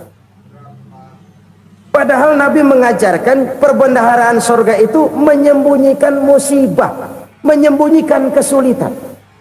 Kalau enak, cerita sama orang-orang. Kalau nggak enak, rasain sendiri, tekan sendiri, atasin sendiri. Kita kan sebaliknya, senang kita diam, asal lagi susah, paling tidak kita nyari teman buat cerita kesusahan. Siapa orangnya yang nggak pernah susah? Cuma soalnya bagaimana kita mengatasi kesusahan itu sendiri. Begitu juga misalnya kalau orang sudah berumah tangga, itu orang tuanya harus menjadi tempat dia cerita yang enak-enak saja. Yang nggak enak rasain berdua, selesaikan berdua, atasin berdua. Jangan dibalik. Asal senang diam, giliran susah saja. Maknya laporan. Terbalik. Bisa menjaga security informasi. Maka nama bayam keluar diam, malah seluitan. Enak amat lo makan daging ayam. Security informasi. Saudara-saudara kaum muslimin rahimakumullah. Ujian yang terberat itu yang pernah diberikan kepada para nabi, para rasul, para aulia, para ulama. Makin tinggi keimanan, makin berat bentuk kesulitan. Ayo saya kemukakan satu contoh saja. Ada seorang nabi yang kaya, nabi kaya, namanya Nabi Ayub. Iblis kalau orang begini kan keki. Ibadahnya rajin, kaya. Nih yang kayak begini susah digodain. Kalau ibadahnya rajin, miskin, enggali bisa disogok. Sini imannya mantap, ibadahnya rajin, kaya, nabi lagi. Oh, tapi namanya iblis nggak kurang akal. Laporan, Tuhan, kenapa Les? Ya ini bahasa saya, bahasa Qurannya sih nggak gitu. Itu hambamu yang namanya Ayub, dia rajin ibadah cuma karena dikasih kaya aja. Coba kasih miskin dia, berhenti dia sembahyang. Ah, kamu bisa aja. Saya tahu Ayub itu hambaku yang ikhlas. Saya buktiin Tuhan, silahkan. Dibuktiin lah, iblis turun ke alam ini. Yang mula-mula dia lakukan, dia rusak sawah ladang Nabi Ayub. Dia binasakan binatang ternak Nabi Ayub. Sehingga dalam waktu singkat, jatuhlah Nabi Ayub dari orang paling kaya jadi orang paling miskin. Beliau masih ibadah di mihrab dalam masjid. Datang iblis. Saudara Ayub, ya, lagi ngapain? Ibadah. Nyembah Allah, nyembah Allah. Oh, percuma. Kenapa? Tuhan yang ente sembah nih, dia udah bikin miskin ente.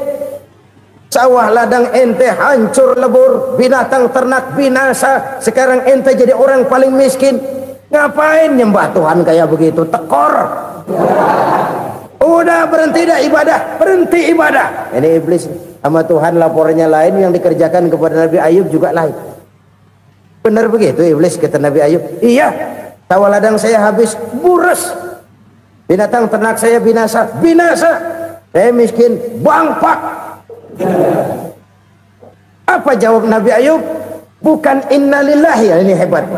Alhamdulillahillazi a'tani wa akhza minni. Segala puji bagi Allah yang telah memberikan harta kepada saya dan sekarang mengambilnya lagi. Alhamdulillah. Allah yang ngasih, Allah yang ambil.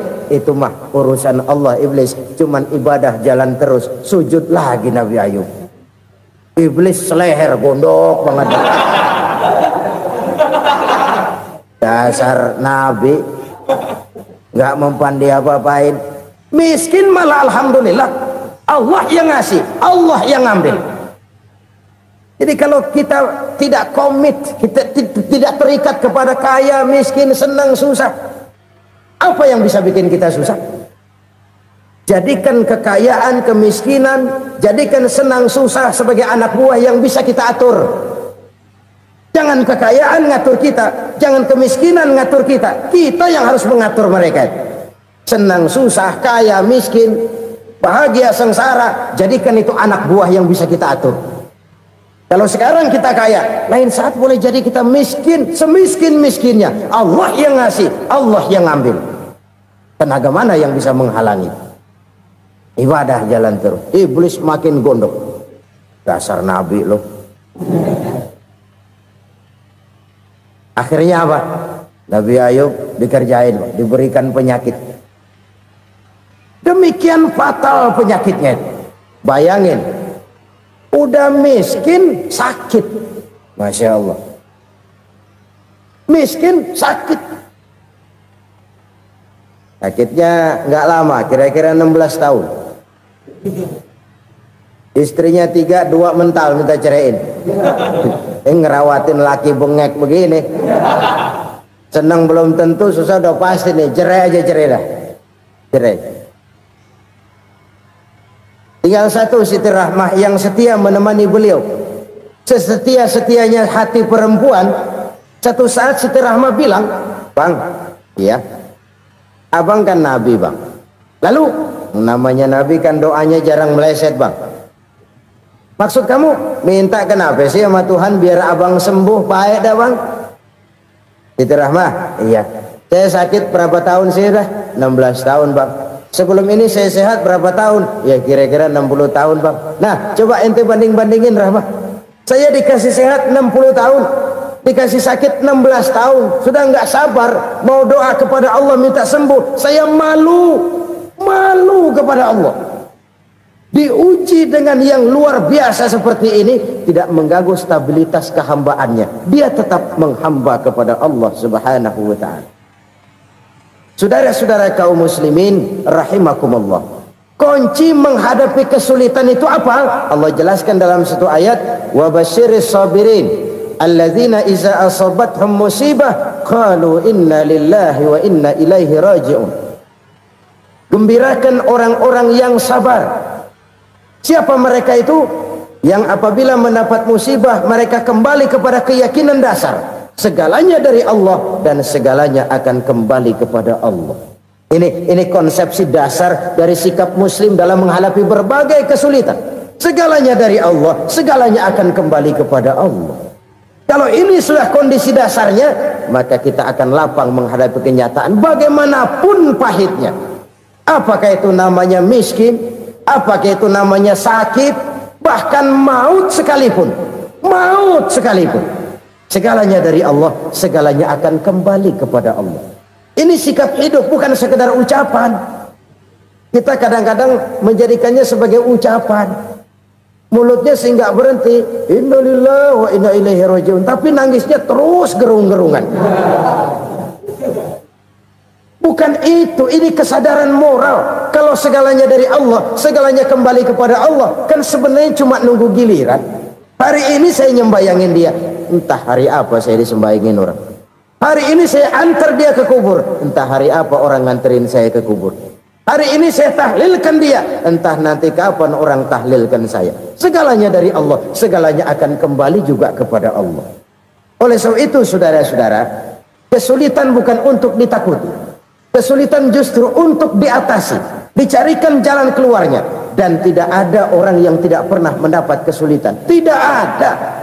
Semakin tinggi status sosial, semakin tinggi kualitas keimanan, semakin besar juga tingkat kesulitan.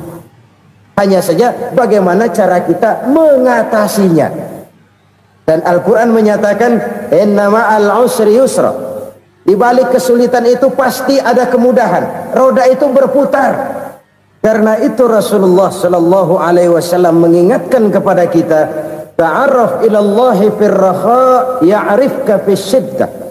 Ingatlah kepada Allah di waktu kamu senang, supaya Allah ingat kepada kamu di waktu kamu susah. Kalau waktu senang kita ingat kepada Allah, kita susah, Allah tidak akan meninggalkan kita. Tapi kalau waktu senang kita jauh dari Allah, sujud tidak sempat, dengan masjid jauh, ketika senang kita lupakan Allah, nanti begitu kita susah, Allah lupakan kita, dan itu menyakitkan. Oleh karena itu orang-orang tua kita dulu bilang, kalau lagi sehat ingat-ingat lu bakal sakit nanti. Kalau lagi kaya ingat-ingat satu saat kita bakal jatuh miskin. Bahkan kalau lagi muda ingat-ingat kita bakal tua. Dan yang terpenting, kalau lagi hidup ingat-ingat kita bakal mati. Saudara-saudara kaum muslimin rahimakumullah. Jadi yang kedua yang merupakan perbendaharaan surga, menyembunyikan musibah. Saudara-saudara kaum muslimin rahimakumullah. Hal ketiga yang merupakan perbendaharaan surga adalah wasilatur rahmi. Orang yang suka bersilaturahmi. Sebagaimana yang kita maklum bahwa manusia adalah makhluk yang disebut zon politika. Makhluk sosial yang tidak mungkin hidup sendiri-sendiri. Betapa dan siapapun kita memerlukan orang lain. Bodoh betul manusia kalau tinggal di tengah masyarakat tapi tidak mau bermasyarakat. Merasa hebat sendiri, pinter sendiri, gagah sendiri, kaya sendiri. Mungkin kalau mati juga ngubur sendiri. Jangankan kita di sini, di sorga saja Nabi Adam waktu sendirian bengong melulu, mondar mandir. Allah tegur dam sepi dam. Ya ini kalau bahasa saya. Iya Tuhan sepi ini nggak ada coret-corekan pisan ini. Diciptakan Siti Hawa baru anteng Nabi Adam. Itu di surga. Cobalah. Umpamanya saudara tinggal di Jakarta nih. Kaya bener. Apaan aja di Jakarta punya saudara dah. Jembatan Semanggi ambil. Monas buntel bawa pulang. Hotel-hotel ambil semua. Cuman tinggal di Jakarta sendirian, apa enaknya? Betapa dan siapapun kita perlu orang lain. Tidak ada seorang pun yang bisa memenuhi kebutuhan hidupnya secara sendiri-sendiri. Nah, Islam telah menyelamatkan manusia dari ras diskriminasi, mengikat manusia dengan persaudaraan yang berlandaskan kepada akidah. Karena itu dianjurkan bersilaturahmi. Bahkan Nabi menyatakan, man arada ayyubsata lahu fi rizqihi wa yunsa'a fi atharihi falyasil rahimah. Siapa yang kepengen diluaskan rezekinya dan dipanjangkan usianya, banyaklah ia bersilaturahmi. Siapa yang kepengen dimudahkan rezekinya, hendaknya ia banyak bersilaturahmi. Kalau banyak teman, kesulitan kan paling tidak ada tempat cerita. Udah susah sendirian, kita pikirin diri, nggak ada tempat tukar pikiran. Cepet banget sama bengek. Dilawan sendiri. Nah, secara makro kita bisa berkata, tidak mungkin ada kemenangan kalau tidak ada kekuatan. Tidak ada kekuatan kalau tidak ada kesatuan dan persatuan. Tidak mungkin ada kesatuan dan persatuan tanpa semangat silaturahmi. Kalau umat Islam mau menang, dia harus kuat. Kalau umat Islam mau kuat, dia harus bersatu. Kalau umat Islam mau bersatu, dia harus membudayakan silaturahmi ini. Bahkan sampai-sampai kata Nabi, kalau bisa cari nilai tambah. Apa? Silman qata'ak. Bersilaturahmilah kau kepada orang yang marah denganmu. Masya Allah, indahnya ajaran agama kita. Orang yang marah pun kepada kita, kata Nabi, kalau bisa bersilaturahmilah kepadanya, kepada orang yang marah itu. Di situ nilai tambah. Cuman jujur nih hadis, ngucapinnya gampang, ngamalinnya yang berat banget. Orang marah sama kita, kita disuruh silaturahmi, ada apa malu? Lu marah, ada gua marahan lagi. Tunggu pikirin.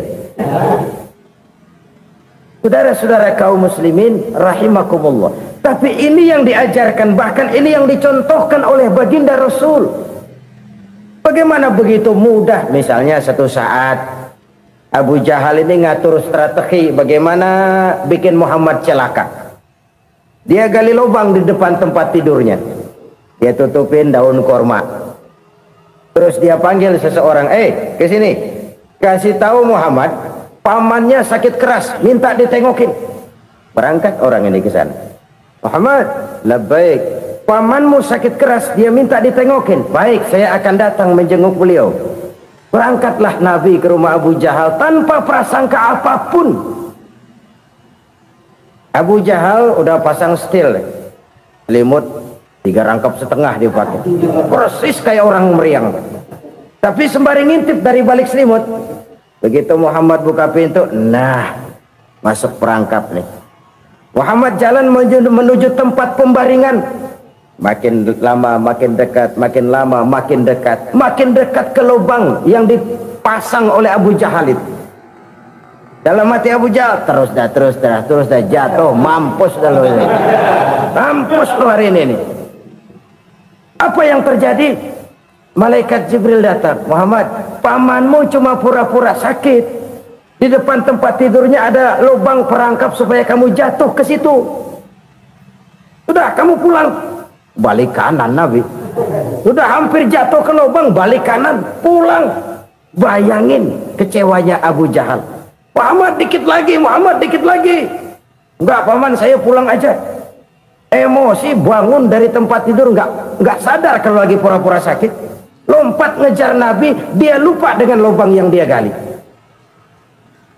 Pusrak, nyemplung sendiri ke dalam lubang.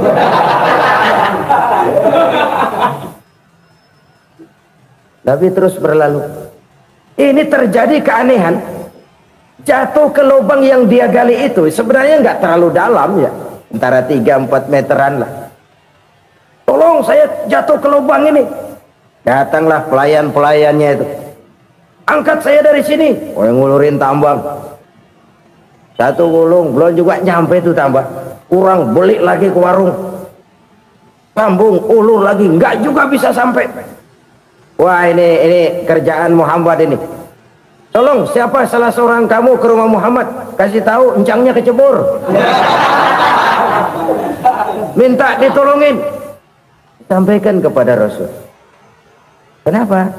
pamanmu jatuh ke lubang, Muhammad minta tolong diangkatin, tambang udah nyambung-nyambung nggak nyampe juga. Ya nanti saya datang, saya tolong. Coba nyata-nyata orang berniat jahat mau mencelakakan dia, datang dia menolong. Ini yang disebut air tuba dibalas air susu ya, ini bukan sebaliknya. Air tuba dibalas air susu. Paman kecebur ya? Iya Muhammad, tolong ini. Pegang tangan saya. Nabi ulurkan tangannya, nyampe, dipegang oleh Abu Jahal, diangkat ke atas sampai atas. Apa kata Abu Jahal? Sihirmu memang hebat Muhammad. Udah ditolongin dikata sihir, yang enak kita kemplang kan itu orang begitu. Urusan apa? Tapi inilah akhlak. Kalau bisa kamu bersilaturahmilah dengan orang yang marah kepadamu sekalipun. Orang marah kita tetap baik. So, kalau kita berbuat baik sama orang yang memang baik, rasanya sih biasa-biasa aja. Orang baik kita baik lagi, ya draw aja, belum ada nilai tambah di situ. Baru ada nilai tambah kalau kita bisa berbuat baik kepada orang yang nyakitin kita. Itu namanya kita setingkat di atas dia. Dia sakitin kita, kita berbuat baik sama dia. Dia pelit sama kita, kita baik sama dia. Dia marahin kita, kita deketin dia. Di situ kita punya nilai tambah. Jadi siapa yang ingin diluaskan rezekinya, kata Nabi, dan dipanjangkan umurnya, hendaklah ia banyak-banyak bersilaturahmi. Sederhana sebenarnya silaturahmi, tapi silaturahmi membangkitkan semangat kesatuan dan persatuan. Kesatuan dan persatuan melahirkan kekuatan. Dalam matematika 1 ditambah 1 pasti 2. Tapi di tengah masyarakat, 1 orang takut ditambah 1 orang takut, hasilnya jadi 2 orang setengah berani. Kenapa setengah berani? Karena udah berdua. Tadi pan takut sendirian, kalau dia kumpul turu-turu takutlah jadi berani. Kita yang lemah, kita yang tidak berdaya, kita yang miskin, kalau mau kompak bersatu, apa yang nggak bisa kita kerjain? Apalagi tinggal di kota besar, pilihan cuma 2. Bertahan atau minggir. Bertahan atau minggir. Untuk bisa bertahan harus mampu bersaing. Untuk mampu bersaing harus punya keahlian. Keahlian harus ditunjang dengan pendidikan, ditambah oleh kekompakan sebagai umat. Udah miskin mencar mulu, orang injak kita. Orang nggak pandang urusan apa yang malu. Oleh karena itu silaturahmi pada hakikatnya merupakan roh dari ukhuwah yang diajarkan oleh agama kita. Bagaimana Islam menyelamatkan masyarakat manusia dari ras diskriminasi, mengikat manusia, dan tidak ada persaudaraan yang lebih indah selain persaudaraan yang diikat dengan nilai-nilai akidah. Sepanjang orang di jalan Allah, itulah saudara kita. Keluar dia dari jalan Allah, selesailah persaudaraan sampai di situ. Karena itu kalau ingin menyimpan sesuatu di surga, banyaklah bersilaturahmi, datang ke rumah ini, datang ke rumah itu, dan lain sebagainya. Itu simpanan kita di akhirat nanti. Ini yang ketiga. Saudara-saudara, yang keempat, perbendaharaan surga itu apa? Wa qawlu la hawla wa la quwwata illa billah. Ucapan la hawla wa la quwwata illa billah. Ibadah kan ada yang berat, modalnya besar. Bangun masjid berat, modalnya besar. Bangun rumah sakit berat, modalnya besar. Ada ibadah yang berat tapi modalnya ringan. Misalnya puasa. Puasa itu berat, mengendalikan nafsu. Kalau sekedar nggak makan nggak minum sih enteng, mengendalikan nafsu itu jihad terbesar. Tapi kan modalnya ringan, cuma niat saja. Ini ibadah berat, modalnya ringan. Ada ibadah yang ringan, modalnya juga enteng, seperti termasuk ucapan la haula wa la quwwata illa billah. Tanpa sadar, la haula wa la quwwata illa billah, nyelengin tuh di surga. Nyelengin, kita nggak terasa nyelengin simpenan akhirat. La haula wa la quwwata illa billah, nyimpan lagi. Kaget, la haula wa la quwwata illa billah, nyimpan lagi, banyak simpenan. Walaupun sebenarnya yang dimaksud di sini adalah kesadaran batin. bahwa tidak ada daya dan kekuatan kecuali Allah. Itu intinya. Kita memulai pekerjaan disunahkan baca bismillah, kan begitu. Apa itu? Kesadaran moral bahwa ini saya bisa kerjakan. Saya kerjakan ini dengan menyebut nama Allah. Kenapa? Kalau Allah tidak memberikan daya dan kekuatan, mana mampu saya kerjakan ini. Maka saya kerjakan ini dengan menyebut nama Allah. Bismillah. Kesadaran moral. Manusia hanya wajib berusaha, tapi nggak pernah wajib berhasil. Banyak hal-hal yang kalau kita renungkan secara rasio nggak mungkin, tapi jadi kenyataan. La haula wala quwata illa billah. Tidak ada daya dan kekuatan kecuali bagi Allah semata-mata. Kesadaran moral akan kelemahan dan keterbatasan makhluk bernama manusia. Kadang kita kagum dengan otak, tapi kita sering lupa sama yang bikin otak. Padahal bagaimanapun hebatnya otak, yang bikin otak pasti lebih hebat dari otak. Nggak percaya, silahkan otak-otakan. Inilah kecenderungan. Kita kagum dengan pesawat-pesawat mutakhir, bukan main, besi gede banget terbang itu. Alangkah hebatnya. Lalu apa yang bikin otak tidak lebih hebat dari itu semua? Kita puji laut, apa yang bikin laut tidak lebih hebat dari laut itu? La haula wala quwata illa billah. Tidak ada daya dan kekuatan kecuali Allah. Apa yang bisa kita lakukan kalau tidak karena daya dan kemampuan yang diberikan oleh Allah kepada kita? Lahirlah sikap tawadu, rendah hati, tidak melonjak menjadi angkuh dan sombong, sadar akan kelemahan dan keterbatasan diri sebagai makhluk yang diciptakan oleh Allah Subhanahu wa taala. Jadi satu sisi ini ucapan yang berpahala, la haula, jadi wiridan. Pada sisi lain ini kesadaran moral, sikap mental, kesadaran batin bahwa yang punya daya dan kekuatan itu cuma Allah.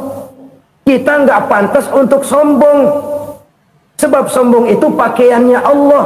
Kita nggak sedang pakai pakaian Allah, kegedean. Dan makin kita renungi, makin terbentur. Apa sih yang bisa kita sombongin? Kita mau sombong apa? Kaya, pintar, itu kan semua relatif. Di atas langit masih ada langit lagi. Jadi oleh karenanya, marilah kita menyadari, manusia hanya wajib berusaha, tapi tidak pernah wajib berhasil. Yang berusaha saja tidak wajib berhasil, apalagi yang tidak berusaha. Islam bukan agama orang pemalas yang selesai sholat lalu endelohom, nggelenggem ayem-ayem. Tapi Islam bukan agama orang sombong yang setelah berusaha lalu tidak memerlukan Allah. Kita bisa saja bikin proyeksi, tahun sekian kita bakal panen besar menurut perhitungan otak. Tapi ada kejadian lain. Apa? Tikus ngambek. Habis itu dimakanin tikus, panen gagal. Proyeksi rasional gagal oleh tikus-tikus yang ngambek itu. Bisa saja terjadi. Tahun depan kita panen besar, urung. Kenapa? Musim panas panjang. Dan sekarang ini koran-koran bikin berita musim mengalami penyelewengan. Bukan cuma manusia yang nyeleweng sekarang.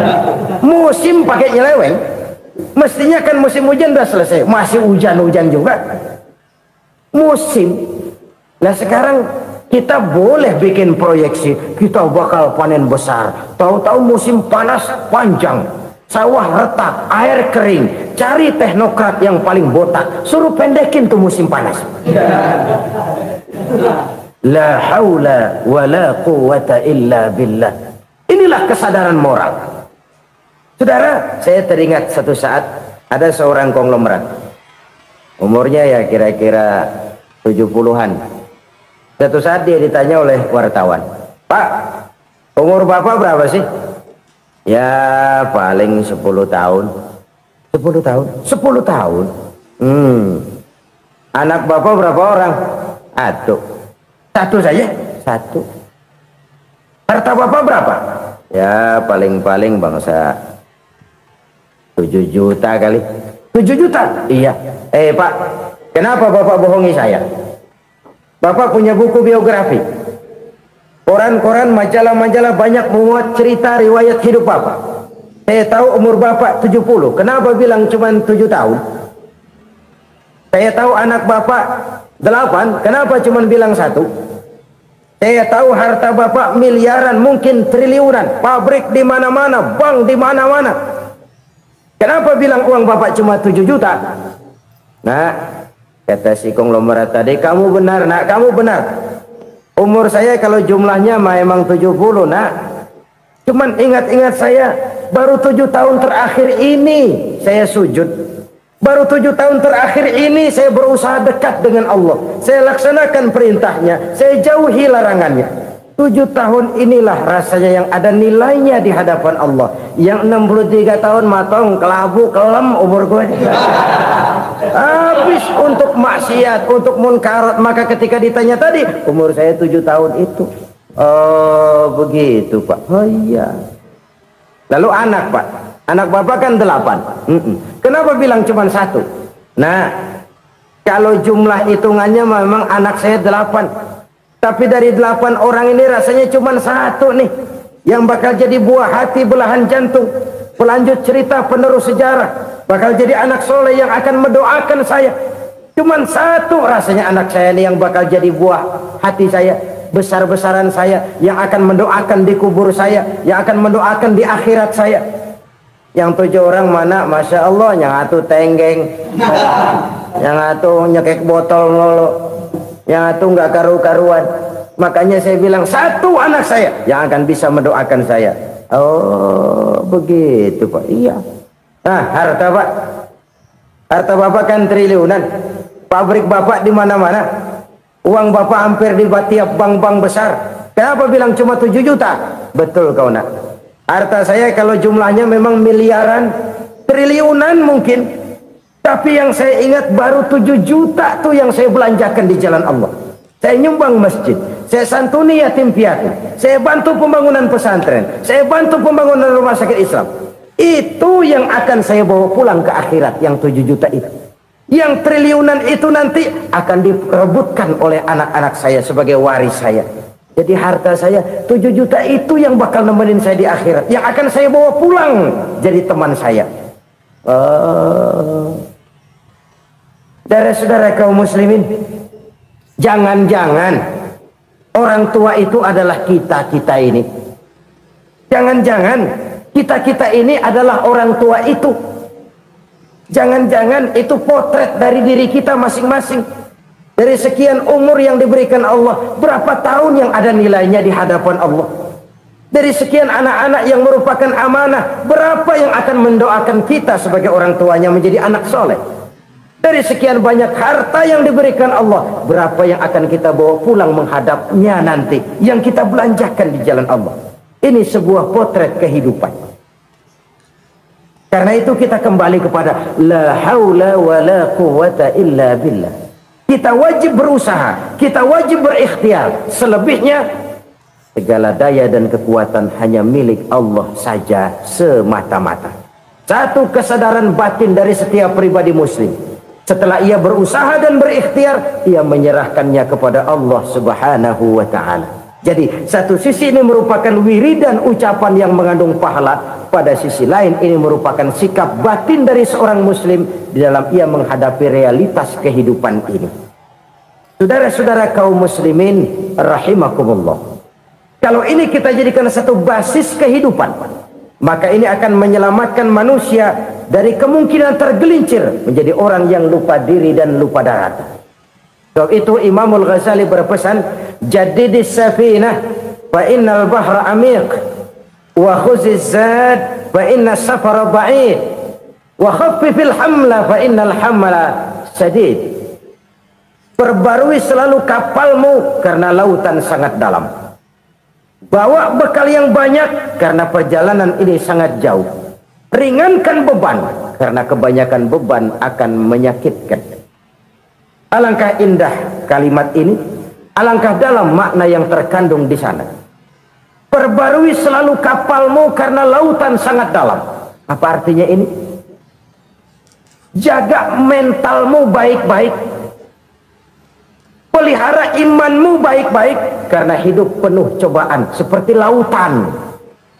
Kita kalau berlayar di lautan kan kadang-kadang tenang, angin bertiup sepoi-sepoi basah. Jika malam datang, bintang gemintang bertabur menghias cakrawala, rembulan memantulkan sinarnya dengan indah. Dalam keadaan begitu berlayar enak. Tapi lain saat ombak menggunung, halilintar menyambar, angin topan bertiup. Berapa banyak sudah saudara-saudara kita yang tenggelam di lautan dunia tanpa sadar bahwa dia belum sampai kepada pantai yang akan dituju. Berapa banyak sudah saudara-saudara kita yang tenggelam di lautan dunia ini tanpa sempat bangkit lagi. Dia menyangka sudah sampai kepada tujuannya. Hati-hati kapal jangan sampai bocor karena lautan sangat dalam. Iman ini jaga baik-baik karena hidup penuh dengan ujian. Wa khuzizat fa inna safar ba'id. Bawa bekal yang banyak karena perjalanan sangat jauh. Saudara mau ke Bandung, bawa duit. Saudara mau ke Surabaya, banyakan lagi duitnya. Saudara mau ke Mekah, gepokan, iketan tuh duit nggak lembaran lagi. Makin jauh perjalanan, makin banyak bekal yang harus kita bawa. Kalau saudara dari Jakarta mau ke Surabaya, kagak bawa duit berangkat juga, itu sih bukan berani namanya, nekat. Sampai Surabaya belum tentu, sengsara di jalan udah pasti. Kenapa? Nggak bawa bekal berangkat. Sama juga kita nih, misalnya belum sempat sembahyang, mati. Waduh, berani banget orang. Belum punya bekal, mati. Sengsara di jalan. Atau bekal tidak cukup. Dari Jakarta saudara mau ke Surabaya, bawa duit 500 perak. Paling jauh Cikampek nyampenya itu. Paling jauh itu. Antara jauhnya perjalanan dengan bekal yang saudara bawa tidak seimbang. Hidup ini perjalanan panjang. A walking tour. Dimulai dari alam arwah. Sebelum jasad diciptakan, roh diciptakan lebih dulu. Dari situ pindah ke alam rahim. Dari alam rahim pindah ke alam dunia. Dari alam dunia pindah ke alam barzah. Baru menuju akhirat. Satu perjalanan panjang. Kalau bekal tidak bawa, sengsara di jalan.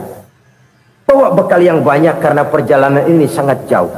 Wa khaffifil hamla, ringankan beban karena beban itu cuma akan menyulitkan. Kalau bekal itu sih keperluan, tapi beban nggak kita perluin, cuma ngeberat-beratin. Apa ini beban? Dosa. Kecurangan, kebatilan, kezoliman, ketidakadilan, kesewenang-wenangan. Itu akan jadi beban kita di akhirat. Alangkah celakanya, perjalanan panjang, bekal tidak bawa, beban kelewat banyak, alamat sengsara di jalan. Pahala tidak ada, dosa berlipat ganda. Na'udzubillah, summa na'udzubillah. Kalau kita rangkum nasihat Al-Ghazali dengan kisah si konglomerat tadi, kita akan mengambil kesimpulan. Pertama, bekal terbaik dalam menghadapi gejolak kehidupan ini tidak lain adalah iman. Yang kedua, pahala dan dosa. Dua hal kontroversial. Pahala adalah bekal, dosa adalah beban. Tapi kita sekarang kan tidak begitu terangsang kepada yang abstrak. Orang berlomba mencari yang konkret-konkret saja, yang real. Kalau memang dosa, benjol dong, kira-kira begitu. Kira-kira begitu. Persis orang Yahudi dulu. Orang Yahudi itu kan pernah minta kepada Nabi Musa, Ya Musa, lan nu'mina laka hatta narallaha jahrah. Musa, kami nggak bakal mau beriman kepada Allah kalau belum kami lihat Allah ada nongkrong di depan kami. Kalau memang Tuhan ada, taruh dong di depan kami. Mau yang konkret-konkret saja.